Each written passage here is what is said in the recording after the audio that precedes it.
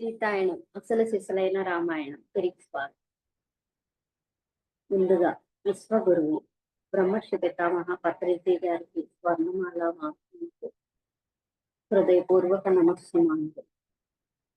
సద్గురు స్వామి తరపున ఇంతటి చక్కటి ప్లాట్ఫామ్ అందించిన వంశీ కిరణ్ గారికి, ఈ అవకాశం ఇచ్చిన హైమా మేడం గారికి వేల వేల కృతజ్ఞతలు. ఇంతటి చక్కటి జ్ఞానాన్ని మనకు అందించిన దీనా మెరియం గారికి, అలాగే ఇంతటి జ్ఞానం మనకు అందటానికి కారణమైన ప్రతి ఒక్కరికి కూడా హృదయపూర్వక కృతజ్ఞతలు, ఆత్మ ప్రణామాలు తెలియజేస్తూ సీతమ్మ తల్లిని, శ్రీరామచంద్రుల వారిని మనం ఆహ్వానించుకున్నాం. వారికి హృదయపూర్వక ఆత్మీయమాంజలు. Thank you master.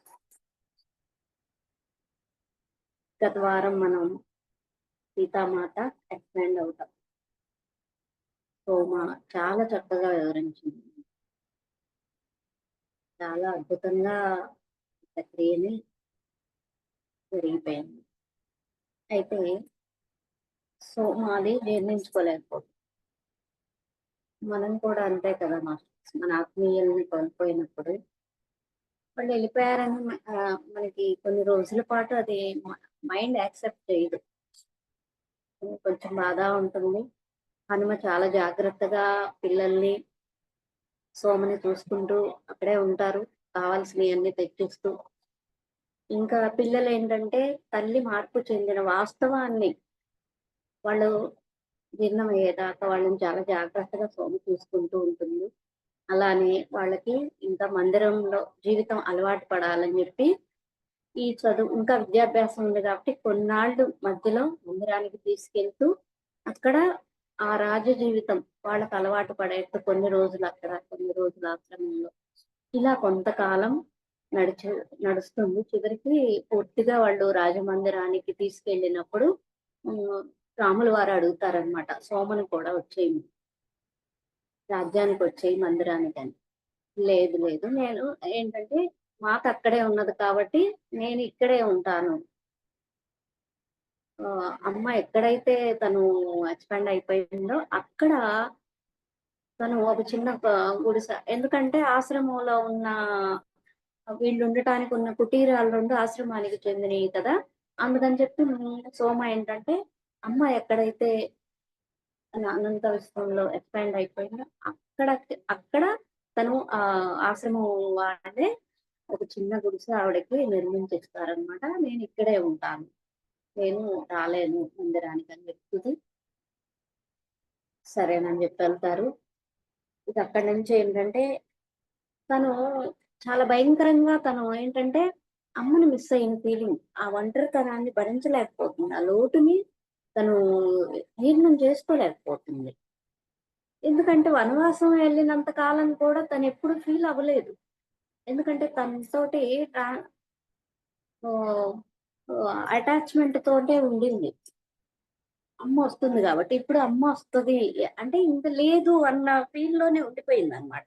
ఇది చాలా భిన్నంగా ఉంది. ఒక రోజు ఏంటంటే తట్టుకోలేక ఆ భూమి మీద పడి, నువ్వెందుకు తీసుకెళ్ళిపోయావు మాతని, నేను ఇక్కడ ఎలా ఉండాలి, నేను అనుభూతి అంటే ఇక్కడే ఉంది అని చెప్తుంది కానీ తను అది అనుభూతి చెందలేకపోతుంది అనమాట.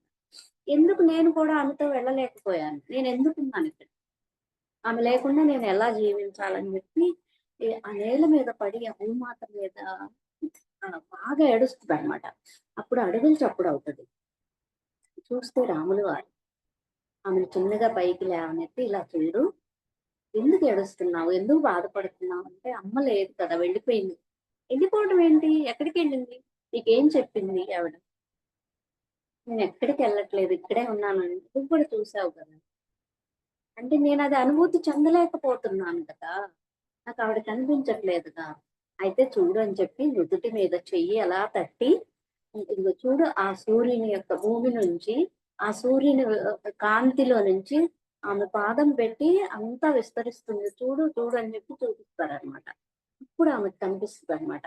ఆ భూమి నుంచి వస్తూ ఆ సూర్యుని యొక్క కిరణాలు లో నుంచి ఆమె పాదం బయటికి పెడుతూ అంత కనిపిస్తా ఉంటదన్నమాట అప్పుడు.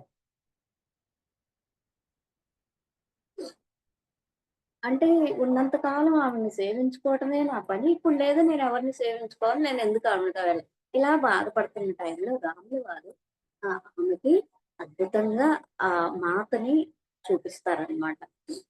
అంటే ఈవిడ చూడలేకపోయింది అప్పటిదాకా. అలాగే అనుభూతి చెందలేకపోతుంది.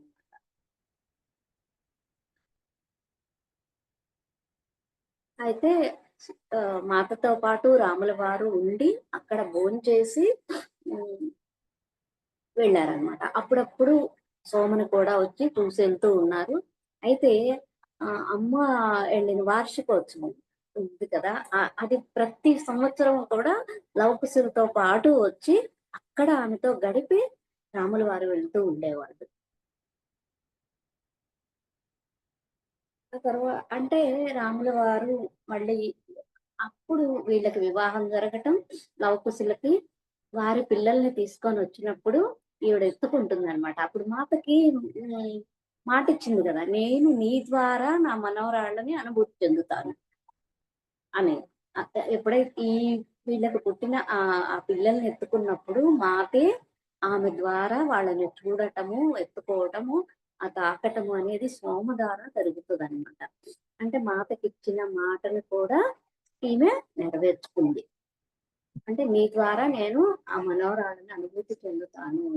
నీ కళ్ళతో నేను చూస్తాను. నీ చేతులతో నేను తాగుతాను అని. అది కూడా తేలిపోతదనమాట. అయితే తర్వాత రాముడు ఈ ప్రపంచాన్ని వదిలి వెళ్ళిన తర్వాత లవకుశులు ఎక్కువగా ఈమె చూడలేదనమాట. అంటే వాళ్ళకి రాజ్యపాలన, వాళ్ళ పనులు అన్నీ ఉంటాయి కదా! రాముల వారు కూడా అమ్మ అలాగే వెళ్ళిపోతుందనమాట. శరీరం వదిలిన సమయం గురించి అణువు ద్వారా తెలుసుకుంటది. అది ఎలా జరిగిందంటే ఒకరోజు సూర్యోదయానికి ముందే రాముల వారు కూడా హ్మ్, నది వద్దకెళ్ళి ధ్యానం కోసం, అంటే ఎవరికి ఇబ్బంది కలగకుండా ఒక ప్లేస్‌లో కూర్చొని ధ్యానం చేస్తూ కూర్చుంటాడనమాట. హఠాత్తుగా ఆయన పిలుపు హనుమంతుల వారికి వినిపిస్తది. ఆయన ఎక్కడో ఉంటారు. అది వినగానే వస్తారనమాట. రాగానే దూరం నుంచి ఈయనొచ్చి చూసేసరికి ఈయన ధ్యానంలో ఉంటారు. ఆ చుట్టుపక్కల జనం ఇదంతా చూస్తున్నారనమాట.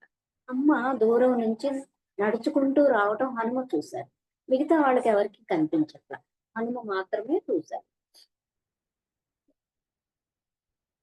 అయితే ఆయన మటుకు కదలకుండా అక్కడే కూర్చొని ధ్యానం చేసుకుంటున్నారు. అప్పుడు అంటారనమాట, "మాత, నువ్వు రాముల వారిని తీసుకెళ్ళడానికి వచ్చావా?" అని అడుగుతాడనమాట మాతని. అవునని చెప్పి తలూపుతది. అయితే నన్ను గూడా తీసుకెళ్ళు అని. ఇక్కడ ఇంక నాకు ఇంకేం పనుంది మీకు లేకపోతే అని చెప్పంటే, హ్మ్. మాత కాదు పుత్ర, హనుమ, నువ్వు ఇక్కడ ఈ కాలచక్రం అంతమయ్యేంత వరకు నువ్వు ఈ భూమి మీదే ఉండాలి. నాకు బదులుగా ఈ లోకాన్ని నువ్వు పోషించాలి. అంటే మా తరపున నువ్వు చూసుకోవాలి లోకాన్నంతా. మాత శ్రీరాముడు. ఎవరు చెప్పినా నేను కాదనలేదు. ఎందుకంటే మాట ఒక మాట, రాములు ఇద్దరి మాట ఒకటే అయింది. కాబట్టి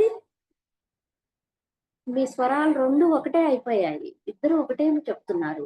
మీ మీరు చెప్పింది ఏది నేను కాదనను. మీరు ఎలా చెప్తే నేను అలాగే నడుచుకుంటాను. మీరు చెప్పినట్లే, అంటే ఈ కాలచక్రం అంతమయ్యేంత వరకు హనుమ భూమి మీదే ఉంటారు. అందుకే చిరంజీవుడు అని మనకి చెప్తూ ఉంటారు కదా! ఆయన ఇంకా ఉన్నారు అని. అలాగే మహావతార్ బాబాజీ ఇంకా చాలా మంది మనకి తెలియదు. ధర్మరాజు కూడా సశరీరంగా ఎళ్లారు. ఇంకా ఎవరు అశ్వత్థామ. ఇట్లా సప్త చిరంజీవులు అంటారు. ఇంకా ఎంతమందో ఉన్నారు. చాలా మంది ఉన్నారు. మనకి తెలియకపోవచ్చు. ఆయన ఇంకా ఆ భూమి మీదే వీళ్ళు ఇంకా ఏం చెప్తున్నారంటే, హనుమ వైపు రాముల వారు అప్పుడు కళ్ళు తెరిచి చూస్తారన్నమాట. హనుమ, నువ్వే మా కళ్ళు, చెవులు, మా కాళ్ళు, చేతులు. ప్రపంచాన్ని పోషిస్తూ, సేవ చేస్తూ ఉండు. మా హృదయాలు నిరంతరం ప్రతి ఒక్కరికి, ప్రతి దానికి ప్రేమ పంపుతూ ఉంటాయి. అది నీవు గ్రహించి అందించు. అందుకే నువ్వు భూమి మీదకొచ్చావు. దానివల్ల ఈ కాలచక్రం అంతా మా ప్రేమను నువ్వు ముందుకు తీసుకెళ్ళగలవు. ఎందుకుండాలి హనుమ? అంటే రాముల వారు చెప్తున్నది ఏంటంటే, మా కళ్ళు నువ్వే, మా చేతులు నువ్వే, మా కాళ్ళు నువ్వే. ఎందుకంటే మేము ఏదైతే ప్రేమను పంపిస్తున్నామో అది నీ ద్వారా. ఇప్పుడు అది స్వీకరించాలన్నా కూడా ఇప్పుడు చూడండి మనకి భగీరథుడు గంగా మాతను కూడా భూమి మీదకి తీసుకురావాలంటే ఆవిడ ఆ లోకం నుంచి వస్తే ఈ భూమి అంతా కూడా ఉండదు. ఆ ఫోర్స్ కి, ఆ ఎనర్జీకి. ఆ ఎనర్జీ తట్టుకోగలిగిన వాళ్ళు ఎవరు? శివ శివుడు. ఆయన జటాజూటంలో ఒక ఒక లేక్ పాండ్ లాగా చేసి అక్కడి నుంచి ఆయన దారిని వదిలిపెడతారు. ఆ కాన్షస్‌ని తట్టుకోవటం కూడా కొంచెం తీసుకోవాలన్నా కూడా కష్టమవుతుంది. ఇప్పుడు చూడండి చాలా మంది మాస్టర్స్, హయ్యర్ మాస్టర్స్ ఎనర్జీస్ కూడా మనకి వస్తూ ఉంటాయి. కానీ మనకి నిజంగా వాళ్ళొస్తే అడుగుతూ ఉంటాం. మనం వాళ్ళని చూడాలి, వాళ్ళతోటి మాట్లాడాలి మనకుంటుంది. కానీ వాళ్ళ యొక్క చైతన్య పరిధిని మన పరిధి క్యాచ్ చేయలేదు. అట్లాగా ఇబ్బంది ఉంటదనమాట. ఇక్కడేంటి మేము పంపించే ఎనర్జీని అంటే ఆ ప్రేమ ప్రతి ఒక్కటి సృష్టి మొత్తం, విశ్వం మొత్తం కూడా అన్ని లోకాలు ఈ ప్రేమ మీద నిలబడి నడుస్తూ ఉన్నాయన్నమాట. మేం పంపించేదాన్ని నీ ద్వారా ఈ లోకానికి అంతటికి, ఈ భూమండలానికి అంతటికి నువ్వు ఆ ప్రేమను పంచుతూ ఉండు, పోషించు. అది నువ్వు మాత్రమే చెయ్యగలవు అని చెప్పి రాముల వారు చెప్తున్నారన్నమాట. ఆ మాటలు అన్న తర్వాత ఆయన కళ్ళు మూసుకున్నాడు. మాత కూడా తన చేతిని రాముల వారి చేతిలో ఉంచింది. శ్రీరాముని శరీరం కూడా కొన్ని లక్షల కాంతి బిందువులుగా విడివడి ఆ నది మీద, చెట్ల మీద, ఆకాశం, భూమి మొత్తం పరుచుకుంది. ఎలా అయితే మాత ఎండ్ అయిపోయిందో ప్రతి అణువు, ప్రతి సూక్ష్మంగా అయిపోయి అంతా కూడా మొత్తం లోకానికి అంతటికి విస్తరించిపోయింది. మాత కూడా తన భౌతిక రూపాన్ని ఏ విధంగానే వదిలింది కదా అప్పుడు, అలానే ఆయన కూడా. ఆ కాంతి పలచబడేసరికి ఎవరి రూపము లేదు. అక్కడ రాముల వారు, సీతామాత రూపం కూడా లేదనమాట. ఈ విధంగా వాళ్ళు తమ దేవలోకాన్ని తిరిగి చేరుకున్నారు. ఇక్కడ నాకు కూడా ఏంటంటే మళ్ళీ ఇంకొకసారి గుర్తు చేసుకున్నాం నాకు. పత్రిజీ గారు బాడీ వెకేట్ చేసినాక నా లోపల ఒక డౌట్ ఉండే. ఏంటంటే ఈయన చాలా గొప్ప గురువు, గొప్ప వ్యక్తి. అయితే ఈయన సమాధి చేస్తున్నారు. ఆ శరీరం ఏమవుతుంది? అంటే వీరబ్రహ్మేంద్ర స్వామి లాగా తర్వాత కాంతిగా మారి వెళ్ళిపోతారా? లైట్ లాగా అక్కడి నుంచి? లేదా అలాగా చేస్తే మామూలుగా సైన్స్ ప్రకారం ఏంటి? ఆ భౌతిక దేహం పాడైపోతుంది. అదేంటి ఇట్లా సమాధి చేస్తే ఈ దేహం ఏమవుతుంది? అన్న క్వెషన్ నా లోపల ఉండింది. అయితే నేను ఎవరిని అడగలేదు. అయితే 1 ఇయర్ తర్వాత నాకు సమాధానం దొరికింది. బుద్ధ పూర్ణిమ రోజు, గురు పూర్ణిమ రోజు ఇక్కడ పిరమిడ్ ఓపెన్‌కి మారెండరావు శాస్త్రి గారిని ఇన్వైట్ చేస్తే ఎళ్లారు. ఆ ప్రోగ్రామ్ అంతా చాలా టైం ఉందన్నమాట. అదంతా చూస్తూ ఉన్నాను. లాస్ట్‌లో 2 మినిట్సే ఆయన మాట్లాడారు. అక్కడ రివీల్ చేశారు. నాకు ఆ రోజున చెప్పే అవకాశం నాకు రాలేదు. ఈరోజు చెప్తున్నాను. ఆ రోజు అందరికి అన్నీ ఇచ్చి ఎయ్యమంటే మీకేదో తెలియకుండా అంటే అక్కడ ఉన్న వాళ్ళందరూ వేస్తున్నారు. కానీ అక్కడ జరిగిందేంటంటే 3 నెలల ముందు సార్ పిలిచి పత్రిజీ గారు నాకు నాగ సాంప్రదాయం ప్రకారం నాకు సమాధి కావాలి అని అడిగారు. అదేమో ఆయనకి తెలీదు. ఇంకో 2 సాంప్రదాయాల ప్రకారం ఎలా జీవ సమాధి చేస్తారు అనేది ఆయనకి తెలుసంట గాని నీకు తెలీదు. ఎంతో మంది ఆయన్ని కలిసి ఉన్నారు. వాళ్ళ దగ్గరికి ఎవరి దగ్గరికో వెళ్ళి అది ఎట్లా ప్రాసెస్ అని తెలుసుకొనొచ్చా. ఏంటంటే 12 నదుల జలము, 3 సముద్రాల జలము, అలాగే ఆవు నెయ్యి, పుట్టమన్ను, 500 కిలోల విభూది, 30 కిలోల గంధము, మళ్ళీ తేనె, ఔషధాలు, ఆ లేపనాలన్నీ కూడా పత్రిజీ గారికి చేయించి ఆ జలాలతోటి అభిషేకము, ఈ నెయ్యి, తేనె, పుట్టమన్నులు, హ్మ్. ఇవన్నీ గూడా అన్నమాట. అయితే ఎవరికీ తెలీదు అక్కడ. అంటే ఎవరికీ రివీల్ అవ్వల. కొద్ది మందికే తెలుసనుకుంటా.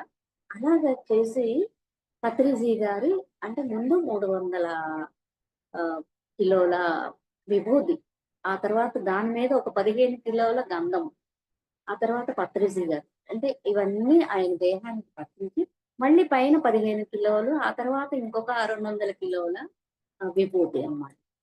ఇలాగా ఆహ్, ఆయన సమాధి చేయటం జరిగింది. నాకప్పుడు చెప్పే అవకాశం లేక, ఇప్పుడు చెప్తున్నాను అని చెప్పి ఆయన చెప్పినప్పుడు అలా అంటే ఇంకొక 1000 సంవత్సరాల తర్వాతైనా ఎవరికైనా ఈయన ఇట్లాగా జీవించారు అంటే, ఆ సమాధి తీసి చూసినా కూడా ఆ శరీరం పాడవకుండా ఉంటుందండి. ఆ దేహం అలాగే ఉంటుంది. ఆహ్, ఇంకొక అద్భుతం ఏంటంటే, నేను ఒక విషయంలో నాకేంటంటే కంప్లెయింట్, కామెంట్, జడ్జిమెంట్ ఈ 3 ఉండకూడదు. No complaint, no comment, no judgement. ఇవి ఉన్నాయి గానీ, ఇంకా 18 ఇచ్చారు కదా సారు. ఆటిలతోటి ఉండాలి అనండి. 18 సూత్రాలు ఆదర్శం. అందులో ఏంటంటే ఇంకొకటి వ్యక్తిగత విషయాల్లో వేళ్ళు పెట్టకూడదు. అది భార్య కావచ్చు, భర్త కావచ్చు, పిల్లలు కావచ్చు, వాటెవర్ ఇట్ మే బి. ఎవరైనా కావచ్చు. ఎవరి లైఫ్. వ్యక్తిగత విషయాల్లో ఎప్పుడు వేలు అయితే ఇది నాకు బాగా అయిందనమాట. హ్మ్.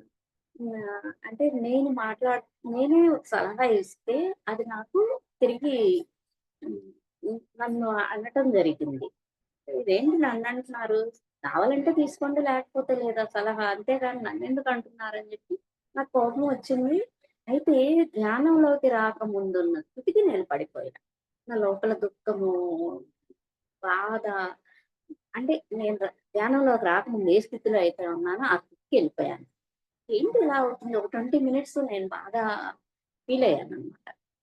అది అయిపోయి ఇంకెందుకులే పట్టించుకోకూడదు అని వదిలేసిన తర్వాత నా ఎమోషనల్ బాడీ కూడా సేమ్ అదే ఫీల్ అవుతుంది.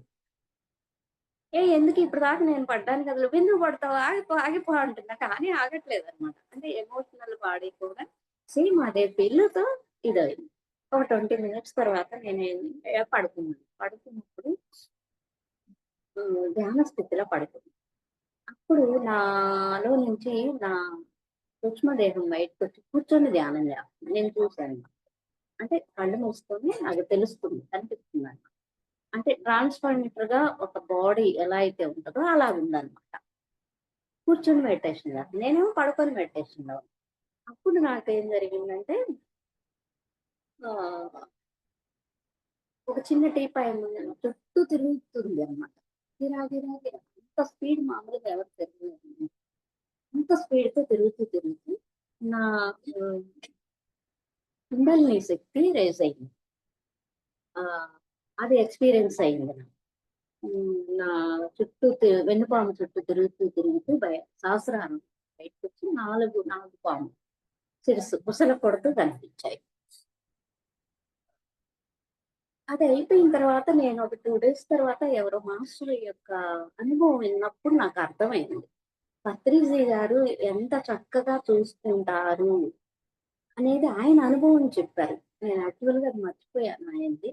అప్పుడు నాకు స్ట్రైక్ అయింది. ఎందుకు ఇక్కడ నేను ధ్యానంలోకి రాకముందు స్థితికి ఎందుకు పడిపోయాను? అక్కడ నేను ఎ ఇతరుల వ్యక్తిగత విషయంలో ఏలుపెట్టాను. అక్కడ గట్టిగా నాకు ఇచ్చారనమాట హార్షల్‌గా. అంటే ఇప్పుడు తప్పు చేస్తే మనం తల్లిదండ్రులు పిల్లల్ని దండిస్తారు. అలాగా జరిగింది నాకు. అందుకే అట్లా బాధపడ్డానని ఇప్పుడు చూడండి మనం పిల్లల్ని కొట్టటమో, తిట్టటమో మన ఎమోషన్స్‌తో లేదా వాళ్ళు తప్పు చేశారనో అన్నా గూడా మళ్ళీ తర్వాత వాళ్ళు బాధపడుతుంటే చూసి దగ్గరికి తీసుకొని వాళ్ళకిష్టమైందేదో ఇస్తాం గదా! అలాగా నాకు పత్రిజీ గారు అంటే ఎప్పుడన్నా నేను ఆ కుండల్ని సాధించాలన్న దాంతో ఇదయ్యానేమో నాకైతే తెలీదిక్కడ. అది నాకు హాస్టల్‌గా ఎక్స్‌పీరియన్స్ చేయించారు. అంటే అక్కడ ఆయన దండించటము, నేను మళ్ళీ పడిపోవటము, అక్కడ ఆయన ప్రేమతోటి అమ్మ కొట్టి, తర్వాత బాధపడి చాక్లెట్ ఇచ్చినట్టు, నాకది హాస్టల్‌గా ఎక్స్‌పీరియన్స్ చేయించారని నాకు అర్థమైపోయి, ఆయన అనుభవం విన్నాక ఒక మాస్టర్ అనుభవం. నాకు ఎంత అంటే తండ్రిలాగా ఇంకా ఎక్కువగానే వాళ్ళు చూసుకుంటున్నారు మనల్ని. నాకది బాగా నాకు మెడిటేషన్ చేసి పడుకున్నా మళ్ళా. పడుకున్నప్పుడు నేను పత్రి శక్తిస్థల్ లోపలికి వెళ్ళాను. నాకంతా కూడా గంధం పోసినట్టుగా అనిపిస్తుంది. పాదాలు ఒక్కటి బయట ఉన్నాయి. ఆ పాదాల మీద నా 2 చేతులు పెట్టి అంటే మోకాళ్ళ మీద కూర్చొని నా శిరస్సు తాకించి ఎంత వినయం ఉందంటే ఈ బాడీలో అయితే ఉందని నేను అనుకోవట్లేదు. అంత వినయంతోటి నమస్కారం చేసుకుంటున్నది. అంటే ఆయనకి కృతజ్ఞత. అంటే నన్ను ఇలాగ చూస్తున్నారు. వ్యక్తిగత విషయంలో ఏలు పెడితే అక్కడ దండన జరిగింది. అది మామూలుగా భౌతికంగా అనుకుంటాం. కానీ మనకి ఏంటంటే ఆ విధంగా జరిగింది. అక్కడ నాకు జ్ఞానం రాకముందు స్థితికి పడిపోవడం. మళ్ళీ జాలిపడి బాధపడుతుంటే దగ్గరికి తీసుకున్నట్లు ఒక తల్లిలాగా హాస్టల్ ఎక్స్‌పీరియన్స్ అలా ఇవ్వటము. నాకింకా ఏంటంటే ఆ శక్తి స్థల్ లోపలికెళ్ళి అంటే యాక్చువల్‌గా భౌతిక దేహంతో కాదుగా ఆ సూక్ష్మ దేహంతో ఎళ్లి ఆయనకి నమస్కరించుకోవడం అనేది అలా ఎందుకంటే ఇక్కడ రాముల వారు, సీతామాత వెళ్ళిన సంఘటనని నాకెందుకో పతంజలి గారు మళ్ళీ అది గుర్తు చేసుకోవాలనిపించింది. అలాగా ఉంటదది. ఎన్నో విషయాల్లో ఆయన మనల్ని పట్టుకొని నడిపిస్తున్నారు. ఇప్పుడు ఎట్లా అయితే వీళ్ళు వెళ్ళిపోయినాక కూడా హనుమంతుల వారి ద్వారా మనకి ఈ ఎనర్జీస్‌నివ్వడము అనేది అది లేరు అన్న ఫీల్ కూడా నాకు రాదు. ఎవరన్నా బాధపడుతున్నా నాకేమనిపించదు. ఎక్కడికెళ్లారు? ఆయన కూడా దేహం నుంచి బయటకొచ్చిన తర్వాత ఒక థర్డ్ ఐ మాస్క్ చూసారు. లక్ష లక్షల శరీరాలు ధరించి ప్రతి ఒక్క పిరమిడ్ మాస్టర్ పక్కన నించోవడం చూశారు. ఆయన బాడీలో నుంచి వెళ్ళిపోయిన తర్వాత కొంచెంసేపు. అందుకే ఎక్కడికెళ్లారు? ఎక్కడికెళ్ళినారు. ఆఖరి వ్యక్తి శాకాహారి అయ్యేంత వరకు ఈ భూమిని వదిలిపెట్టి వెళ్ళనన్నారు ఆయన. కాబట్టి ఆయన ఇక్కడే ఉంటారు. చక్కగా మనం ఏం లేదు వాళ్ళకి మనం మన ఎనర్జీని పెంచుకున్నప్పుడు ఆ అనుభూతిని మనం పొందొచ్చు. వాళ్ళ యొక్క చైతన్యాన్ని మనం తెలుసుకోవచ్చనమాట. సోమ ఇదంతా కళ్ళు మూసుకొని చెప్తూ ఉందనమాట. అదంతా చెప్పడం అయిపోయేసరికి టైం చాలా గడిచింది. చీకటి పడిపోయింది. అంటే సాయంత్రం అయిపోయిందనమాట. రాత్రి అయిపోయింది. హఠాత్తుగా దీపాలు వెలిగించేసరికి ఆ కుటీరం అంతా బయట చాలా మంది వచ్చి కూర్చొని వింటూ ఉన్నారనమాట. వాళ్ళందరూ ఏంటంటే సీతారాముడు కథలు చెప్పగానే బాగా అట్రాక్ట్ అవుతారు. ఆ చైతన్యం అలాంటిది. ఇప్పుడు చూడండి మనం కూడా చెప్పుకుంటుంటే ఎంతగా ఆహ్, ఆ ప్లెజెంట్ మనకు తెలుస్తుందో. ఆ ఫీల్ అట్లా ఈమె అందరి కళ్ళు తెరిచి చూస్తదనమాట అప్పుడు సోమ. అప్పుడు వాళ్ళల్లో ఒక వ్యక్తిని గుర్తించి మీరు కూడా వచ్చారా అని అడుగుతది. ఎవరా అని చెప్పి ఈ అనసూయ తిరిగి చూసేసరికి అక్కడ ఒక ఋషి నించొని ఉంటాడు. కానీ వీళ్ళందరికన్నా అతను భిన్నంగా ఉంటాడన్నమాట.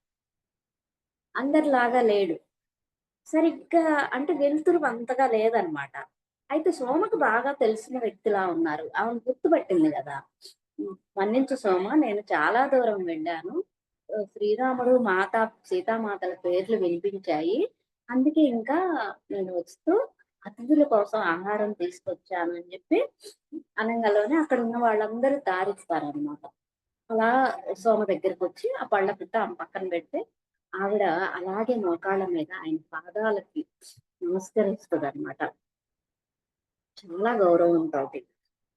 ఆమె లేవబోతది. లేదు నేనే ఇస్తానని చెప్పి ఈ అక్కడికెళ్ళి ఆమెకిస్తాడు. అట్లాగే అక్కడి నుంచి ఆ బుట్ట అక్కడ పెట్టేసి ఆయన అట్లాగే చీకట్లోకెళ్ళి అదృశ్యమైపోతాడు. ఇంక కనిపించడనమాట. అయితే అక్కడ సోమకి చాలా గొప్ప ఆనందం వెల్లివిరుస్తదనమాట. ఆ ఋషి ఎవరైనప్పటికీ ఆయన ప్రభావం సోమ మీద చాలా ఉంది. ఆమె ఆహారాన్ని అందరికీ పంచింది. తర్వాత మునులందరూ ఒకరి తర్వాత ఒకరు సెలవు తీసుకొని వెళ్తారనమాట. నేను మా అమ్మ మాత్రమే అంటే అనసూయ వెళ్తుంది గదా! సోమ దగ్గరికి వాళ్ళిద్దరు మాత్రమే ఉంటారనమాట. అయితే ఇదంతా వీళ్ళందరితోటి పంచుకునేసరికి అక్కడ ఆతిథ్యం గూడా ఇచ్చేసరికి కృతజ్ఞతలు చెప్తుంది వాళ్ళమ్మ. చెప్తుందనమాట అప్పుడు. సీతామాత, మహారాణి, రాముల వారు ఈ కథలు విన్న తర్వాత వాళ్ళందరూ మాకు చాలా దగ్గర వాళ్ళు. బంధువులు, ఆత్మీయుల్లాగా అనిపిస్తుంది మాకు. అంటే మహారాజు మహారాణిగానే విన్నారు వాళ్ళు అప్పటిదాకా. ఎప్పుడైతే ఇదంతా విన్నామో సోమ నోటి నుంచి వాళ్ళు ఏం చేసింది, ఎలా జరిగింది ఇదంతా కూడా అంతకు ముందులాగా మేము లేము. ఇది విన్న తర్వాత వాళ్ళు మాకు బంధువులు, మాకు ఆత్మీయులు, మాకు చాలా బాగా తెలిసిన వాళ్ళలాగా అనిపిస్తుంది. ఇంకా మిత్రులయిపోయారు మాకు. అంటే ఒక స్నేహితుల్లాగా ఉన్నారు వాళ్ళు వేరేగా అనిపించట్లేదు. అప్పుడు సోమ అంటుంది, వాళ్ళు అందరికీ బంధువులు, మిత్రులే. ప్రతి ఒక్కరి పట్ల వాళ్ళకేందంటే మనం పిల్లలం. వాళ్ళ పిల్లలమే కదా మనం. అందుకే అంత శ్రద్ధ చూపిస్తారు మన పట్ల. ఎందుకంటే మనం నిజంగానే వాళ్ళ పిల్లలం. మాతా శ్రీరాముల గురించి వారు భౌతిక లోకాన్ని వదిలి వెళ్ళిన తర్వాత ఎక్కువగా నేను తెలుసుకోగలిగాను అది. అంటే సోమ కూడా వాళ్ళు భౌతికంగా వెళ్ళిపోయిన తర్వాతనే ఇది అనుభూతి చెందుతుంది. నాకు కూడా పత్రిజీ గారు ఉన్నంత కాలం నాకు పెద్దగా ఆయనతోటి ఈ తెలుసుకోలేదు. నాకు తెలియదు కూడా.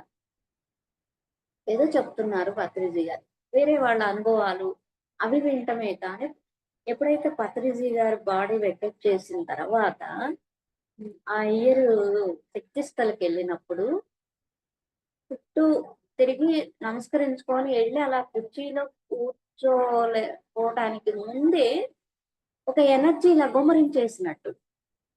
మామూలుగా మనం ధ్యానంలోకి గాఢ స్థితిలోకి వెళ్ళాలంటే కొంత టైం పడుతుంది. కానీ అక్కడ మటుకు అంటే ఆయన బాడీ వెకేట్ చేసిన తర్వాతనే నేను ఆయన సాన్నిధ్యాన్ని కానీ, ఆయన యొక్క చైతన్యాన్ని కనెక్ట్ అవ్వగలిగాను నేనైతే. అట్లానే సోమ కూడా ఏంటంటే వాళ్ళు భౌతికంగా ఉన్నప్పటికన్నా వాళ్ళు వెళ్ళిపోయిన తర్వాతనే వాళ్ళు ఎంతో శ్రద్ధగా నన్ను చూస్తున్నారు. వాళ్ళ పిల్లల్లాగా చూస్తున్నారనేది ఈవిడ గుర్తించిందనమాట. అయితే ఈ వెళ్ళటం అనే పదం గూడా సరి అయింది కాదు. వాళ్ళు ఎన్నడూ వెళ్లరు. కానీ మనకేంటంటే ఇక్కడ మనం మాట్లాడుకునే భాష పరిమితం గాబట్టి ఈ అలా చెప్పుకోవాల్సొస్తుంది. కాబట్టి వెళ్ళటం వెళ్లారు అనే పదం గూడా సరి అయింది కాదంటుంది. మాతో ఒకసారి విషయాలు తనతో మాట్లాడుతున్నప్పుడు కొన్ని వాడుతుందనమాట. ఎందుకంటే చిత్రాల ద్వారా, ఆలోచనల ద్వారా తను చెప్పాలనుకున్నది కమ్యూనికేట్. అప్పుడు మనకి భాష కుదించబడ్డాం. ఎందుకంటే ఇప్పుడు మాట్లాడుకోవాలి గాబట్టి, చెప్పుకోవాలి గాబట్టి దానికి కొన్ని పదాలు కావాలి. అది చూడండి నిజంగా చాలా చెప్పాలి, చాలా వస్తది నాకు లోపలికి కానీ ఇక్కడికొచ్చేసరికి, ఈ మాటల్లోకొచ్చేసరికి అది భావం మాటల్లోకి తీసుకురావాలంటే కష్టమవుతుంది. ఆ అనుభూతి కానీ, మనం పొందే అక్కడ వాళ్ళ నుంచి వచ్చే నాలెడ్జ్ కానీ, చాలా ఇదిగా ఉంటుందనమాట. కానీ దాన్ని ఆ ఫీలు, ఆ అనుభూతిని చెప్పాలంటే ఇక్కడ మాటలు సరిపోవట్లేదు. ఎప్పట్లానే ఎప్పుడు కూడా అంతే. మాత నా ముందు భౌతిక రూపంలో ఉన్నప్పుడు నేనది చూశాను.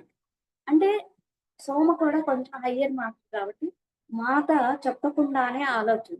అందుకే చూడండి తనకేదన్నా తినాలనిపిస్తే తను చేసి అక్కడ పెట్టిద్దనమాట. అట్లానే తన ఆలోచనలు ఏం చేయబోతుందన్నది కూడా తను ముందే గ్రహిస్తది కొన్ని కొన్ని. అంటే ఇప్పుడేంటంటే వాళ్ళ ఇద్దరి వాస్తవాన్ని కూడా నేనిప్పుడు అది చూడగలుగుతున్నాను. ప్రపంచం మార్చే ప్రతి పనిలో వారి చెయ్యి ఉంటుంది. అంటే ఈ ప్రపంచాన్ని మార్చే పనిలో వాళ్ళ చెయ్యి ఉంటుంది. అంటే వాళ్ళు చేసే పనులు ఉన్నాయి. మెరుస్తున్న కళ్ళతో చెప్తుందనమాట. కొన్ని సార్లు ఆమె అరణ్యం గుండా నడిచి రావటాన్ని, ఆమె రూపాన్ని చూస్తాను. నేను వెళ్ళిపోలేదు. అది నాకు గుర్తు చేయటానికి అలా వచ్చిందని నాకు తెలుసు. ఒకసారి నాకు కూడా మాస్టర్స్ నేను ఒక జన్మ చూసుకోవటం జరిగింది. ఏంటంటే అక్కడ ఒకతను రాజుగా ఉన్నాడు. హ్మ్. మరి పేదింటి అమ్మాయో కొంచెం వాళ్ళ స్థాయికి తగ్గకుండా తక్కువగా ఉన్న అమ్మాయిని వివాహం చేసుకున్నప్పుడు కొంచెం కాన్షియస్ ఇద్దరి మధ్య క్రాషెస్ వచ్చి దూరం ఉన్నట్లున్నారు. ఈలోపు పాప పుడితే పెద్దవాళ్ళు ఊరుకోరు గదా! అలాగా ఆమెను మళ్ళీ తోటలోకి తీసుకొస్తారనమాట రాజమా. అయితే అతనికేంటంటే ఆహ్, అది అంగీకరించట్ల. చివరికి ఏమన్నారంటే వీళ్ళు ఆ ఆస్తిని ప్రేమిస్తారు కానీ మనుషుల్ని ప్రేమించరు అన్నీ మాట్లాడేసరికి అక్కడ బాగా కోపం వచ్చి వాళ్ళు పెట్టి నగలు పెట్టారనమాట. తనది ఏదైతే ఉందో తనది ఉంచుకొని మిగతా అన్ని తీసి కింద కొట్టేసి ఆ పాపనే వదిలేసి ఆ పాపకు కూడా ఒక 3 హారాలు పెట్టారు. నెల నెల పాప. ఏదో ఉందని పెట్టేసుకుంటున్నారు అనుకుంటున్నాను నేను. ఆ పాపని వదిలేసి, ఆ కుటుంబాన్ని వదిలేసి వెళ్ళిపోవడం లేదు. అంటే ఇంత మాట అంటారా? అయితే ఇక అక్కడ ఏంటంటే మధ్యలో నాకు సీతామాత రాజదుస్తులు ఆ దుస్తులతోటి ఆ నగలన్నీ అలంకరించుకొని తను అడవిలో నుంచి వస్తుంది. ఆమె చుట్టూ ఏంటంటే వెన్నెల కాంతి కనిపిస్తుంది. ముందల హనుమంతుల వారు ఒక మామూలు వ్యక్తిలా అంటే మామూలు మెన్ ఎలా ఉంటారో అలాగా ఉండొస్తున్నారు. నేనేంటి సీతామాత చాలా క్లియర్ గా కనిపిస్తుంది. సీతామాతని వదిలేసి హనుమంతుల వారిని చూడాలి. ఆయన ఎలా ఉంటారు అని చెప్పి గుచ్చి గుచ్చి చూస్తున్నా. అయితే ఆయనేంటి అన్ని రకాల ఫేసులు మార్చేస్తున్నారు. ఒక ఫేస్ ఉంచట్లా నేను చూస్తున్నప్పుడు. ఆ! అది అయిపోయిన తర్వాత మళ్ళీ తిరిగొస్తే ఈ కోటని ఎవరో స్వాధీనం చేసుకున్నారు. అక్కడ అతను రాజు ఉన్న అతను ఆహ్, వాళ్ళు కాల్పులు జరుపుతున్నారు. ఇతను బయటుండి కాల్పులు జరుపుతున్నారు. నేను కూడా వెళ్ళి నేను కూడా ఫైట్ చేస్తానని గన్ తీసుకొని నేను అంటే బయట సైడ్ నుంచి ఎవరో ఇద్దరు బైక్ మీద వస్తుంటే వాళ్ళకి షూట్ చేస్తే అది తప్పిపోయి వేరే ఒక పొలం నుంచి తీసుకొచ్చే సరుకుల ఇవుంటాయి గదా! ఎద్దుల బండి. సరుకు వాటిల్లో పడిపోయిందనమాట. ఇలాగ నాకు చూసుకున్నాను. అక్కడ మాత అడవిలో నుంచి రావడం నేను చూసాను. అప్పుడు తెలియలేదు కానీ అంటే ఇది 2 మిక్స్ అయ్యొచ్చాయన్నమాట. 2 కళలు మిక్స్ అయ్యొచ్చాయి. నాకర్థం కాలేదు. మధ్య అయితే ఈ కళలో అంతానేమో నేనున్నాను. సీతామాత ఆంజనేయ స్వామి ఉన్నప్పుడేమో నేను లేను. చూస్తున్నాను. నాకప్పుడు ఆమె చుట్టూ ఉన్న ఆ కాంతేంటంటే ఆవిడ యొక్క చైతన్యం. ఎలా అంటే మంచి పొ పున్నమి రోజు వెన్నెల్లో అంటే ఆవిడ యొక్క చైతన్యం విస్తారం. మనకి ఫోటోలు వెనక ఏస్తారు కదా! తెల్లగా కాంతి దేవుళ్ళు.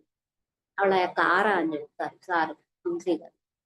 అది ఆవిడ యొక్క చైతన్యం అంట. అంతా బాగా కనిపిస్తుంది నాకు. తర్వాత అర్థమైంది. అలాగ నేను సీతమ్మ వారిని చూడటం జరిగింది.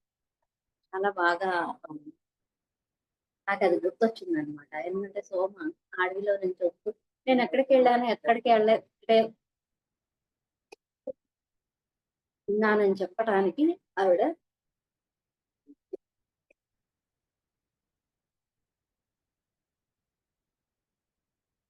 ఇంకా అయితే ఏదైతే చెప్తున్నావో మాత ఇలా వస్తుందని నేనది జ్ఞాపకం ఉంచుకుంటానని అనసూయ వాళ్ళమ్మ అంటే ఎప్పటికీ అది జ్ఞాపకం ఉంచుకొని నేను అలా ఫీల్ అవుతానని చెప్తున్నాను. అలాగే మిమ్మల్ని వదిలి ఎలా వెళ్ళాలో నాకు తెలియట్లేదు సోమ. కానీ రేపు సూర్యోదయానికి మేము బయలుదేరుతున్నాము. మా ప్రయాణం అంటే చాలా దూరం వెళ్ళాలన్నమాట. అనసూయ తండ్రి గారు మా కోసం ఎదురు చూస్తూ ఉంటారని చెప్పగానే, అనసూయ చాలా పెద్దగా ఏడుస్తదనమాట. అమ్మ దయచేసి కొన్ని రోజులు ఇక్కడ ఉందాము, ఇక్కడే ఉందామంటే బతిమలాడుతుంది. అంటే సోమని వదిలిపెట్టి వెళ్ళటం ఆమెకిష్టం లేదనమాట. అలా అలా అనకు అది సాధ్యం కాదు. ఎందుకంటే మీ తండ్రి గారు ఊరు అంటే కోప్పడతారు. ఇంకెళ్ళాలి మనం. వచ్చి చాలా రోజులయిపోయింది ఇక్కడికి. అయితే నేను మళ్ళీ జీవితంలోకి తిరిగి మనం వెళ్ళిపోవాలి కాబట్టి ఏడుస్తదనమాట అనసూయ. ఇప్పుడు సోమ అంటుంది, "మీ బిడ్డని ఇక్కడ వదిలిపెట్టి వెళ్ళు. హ్మ్. రేపు మార్నింగ్ రా. అప్పుడు నీతో పాటు బయలుదేరొస్తది. ఇక్కడ ఉండనివ్వు" అని చెప్తదనమాట ఆ రాత్రికి. సరేనని చెప్పి ఆశ్రమం నుంచి వీళ్ళని తీసుకెళ్ళడానికి ఒక విద్యార్థి వస్తే అతనితో పాటు వెళ్తది వాళ్ళమ్మ. అనసూయ మటుకు అక్కడే ఉంటదనమాట. అయితే నీకు ఒక పానీయం చేసిస్తాను అని చెప్పి, అంటే సీతామాత పడుకునే ముందు తాగే పానీయం నీకు ఇస్తాను, నువ్వు అప్పుడు కొంచెం కుదుట పడతావు అని చెప్పి, నువ్వు ప్రశాంతంగా ఉండటానికి అది ఉపయోగపడిద్ది అని చెప్పి ఏ, అనగానే సోమ అని చెప్పి బతిమాలతో, నేను మా అమ్మతో వెళ్ళను, నేను ఇక్కడే నీ దగ్గరే ఉండి నీ సేవ చేసుకుంటే ఇక్కడే ఉండిపోవాలని, నాకు వెళ్ళాలని లేదు, నేను ఇక్కడే ఉంటాను, నువ్వు చెప్పు మా అమ్మతోటి అని చెప్పి బతిమాలుతాను. చాలా వేడుకుంటారు అనమాట. కానీ బిడ్డ నువ్వు వెళ్ళాలి, నేను జీవితపు చివరి దశలో ఉన్నాను, నువ్వు మొదట్లో ఉన్నావు, గతాన్ని వదిలేసి భవిష్యత్తు మీద దృష్టి పెట్టు అని చెబుతుంది అనమాట. ఏడుస్తుంది, కానీ నేను భవిష్యత్తును చూడలేను, గతం ఏంటో నాకు తెలియదు, ఇప్పుడు భవిష్యత్తు ఏం జరగబోతుందో నాకు తెలియదు, మళ్ళీ గతంలో ఏం జరిగిందో నాకు తెలియదు, నాకు తెలిసిందల్లా ఏంటి, నీతో ఉన్నప్పుడు నాకు ఎంతో ప్రశాంతత ఏర్పడుతుంది, ఇది మాత్రమే నాకు తెలుస్తుంది అంటే, అప్పుడు సూటిగా చూస్తుంది అనమాట ఆమె కళ్ళలోకి. మాత యొక్క ప్రశాంతత, మాత సన్నిధి, నువ్వు మళ్ళీ ఆమెను అనుభూతి చెందేటట్లు చేశాను నేను, నువ్వు అందుకోసమే ఇక్కడికి వచ్చావు, అంటే ఇక్కడికి నువ్వు వచ్చిన కారణం ఏంటి, మాతని అనుభూతి చెందాలి, ఆమెను తెలుసుకోవాలి నువ్వు, అట్లానే ఉంచుకో, అది నీ జీవితాన్ని నడిపేస్తుంది ముందుకి. అంటే ఏంటి నువ్వు అనేది అర్థం కాదనమాట ఏంటి, ఆ పానీయం చేసిస్తది. నువ్వు మళ్ళీ దీన్ని తాగు, నేను చెప్తానని చెప్పి, జాగ్రత్తగా విను నేను చెప్పేది, నీకు అర్థమైనా కాకపోయినా నీ లోపల మటుకు అది సత్యమే అని నీకు తెలుస్తుంది. నీ గత జన్మ నిధుల్లో నువ్వు జనక మహారాజు యొక్క పరివార కృత్యాల్లో ఒక పరిచారికవు, ఇద్దరం కూడా మనం అక్కడ కలిసి పనిచేసాము, నీకు మాత పట్ల ఎంతో భక్తి ఉండేది, అట్లాగే మళ్ళీ మనం ఏం చేసాము, మాతతో పాటు కలిసి అయోధ్యకు వచ్చాము. అయితే అరణ్యవాసం పూర్తయి మాత వచ్చే లోపు నువ్వు మరణించావు. అట్- అయితే నువ్వు మిథిల్లో ఉండగా అక్కడ పరివార కృత్యాల్లో ఒక అబ్బాయి నిన్ను వివాహం చేసుకోవాలనుకున్నాడు, నేను చెప్పుబడి. అయితే మీ నాన్న వద్దన్న కారణంతో, పెళ్లి వద్దు అన్న కారణంతో పెళ్లికి ఒప్పుకోలేదు, అట్లా మరణించావు, ఇప్పుడు నువ్వు పెళ్లి వద్దనటానికి నీ తండ్రి నీకేదో అయిపోతుంది, వివాహం వద్దు అన్న కారణంతో ఇప్పుడు నువ్వు వివాహం వద్దు అంటున్నావు, అది జ్ఞాపకం ఉంచుకున్నావు. ఆ యువకుడు ఎంతో మంచివాడు, ఎందుకంటే మాతకు కూడా అతనంటే చాలా ఇష్టం, ఎందుకు అతను జీవుల్ని, మూగ జీవాన్ని ఎంతో ప్రేమగా చూసుకుంటాడు, అంటే తోడబుట్టిన వాటిని లాగా, వాటికి సపర్యలు చేయటం, వాటికి ఏదైనా అయితే వాటిని బాగు చేయటం, ఇవంతా చాలా ప్రేమగా చూసుకుంటాడు, అందుకని మాతకు అతను అంటే చాలా ఇష్టం. ఆ, ఒకసారి అయోధ్యలో అతను మిథిల్లో మరణించి ఇప్పుడు మళ్ళీ అయోధ్యలో జన్మించాడు. ఒకసారి మాత వెళ్తుంది కదా అయోధ్య మొత్తం చూడాలని ఉందంటే, హాస్టల్ గా వెళ్ళి అయోధ్య అంతా తిరిగి చూసినప్పుడు చాలా మందిని ఆవిడ గుర్తిస్తుంది అనమాట, మిథిల్ నుంచి వచ్చి ఇక్కడ జన్మ తీసుకున్నారు, ఎందుకు, జనక మహారాజు యొక్క వాళ్ళ సాంప్రదాయాన్ని, ఆ జ్ఞానాన్ని ఇక్కడ తీసుకురావడానికి వాళ్ళు ప్రేరేపించబడి సీతామాతతో పాటు వస్తారనమాట ఈ చైతన్యం. అలాగే అతను ఇప్పుడు జన్మించాడు, అతన్నే మీ తండ్రి నీకు వివాహం చేయడానికి చేశారు, మాత కూడా సంతోషిస్తుంది, గొప్ప ప్రేమ ఉంది, కాబట్టి నువ్వు ఒప్పుకో అని చెప్పి చెప్తుంది అనమాట. అయితే ఇలా ఎందుకు జరుగుతుంది అంటే, జరగబోయేది నువ్వు తెలుసుకోలేకపోయినా గొప్ప మంచి కోసమే అని నువ్వు విశ్వసించు, ఇది నువ్వు నమ్ము, అది ఆ, ఏ భావం లేదనమాట, ఒక్కటి కూడా ఇమ్మకి జ్ఞాపకం లేదు, గత జన్మ ఏం జ్ఞాపకం ఉంటుంది మాకు, మనం గతంలో ఏమున్నామో చూడండి కొన్నిటికి మనం, ఇప్పుడు అనసూయ భయపడుతుంది, వివాహం అయితే నేను చచ్చిపోతాను, నాకొద్దు, నాకు ఇష్టం లేదు పెళ్లి చేసుకోవడం, ఎందుకు, గతంలో తండ్రి వాళ్ళ కుటుంబానికి శాపం ఉన్న కారణంగా అందరూ చనిపోతున్నారు, ఈ బిడ్డని పోగొట్టుకోవటం ఇష్టం లేక భార్యని, ఒక కొడుకుని కూడా పోగొట్టుకుంటాడు శాపకారం, అందుకని ఈ అమ్మాయికి కూడా పెళ్లి చేస్తే తను చనిపోతుంది కాబట్టి వద్దు, పెళ్లి చెయ్యను అంటాడు. ఈ అమ్మాయికి ఏం తెలియదు కదా, అప్పుడు తండ్రిని బాగా వ్యతిరేకిస్తుంది.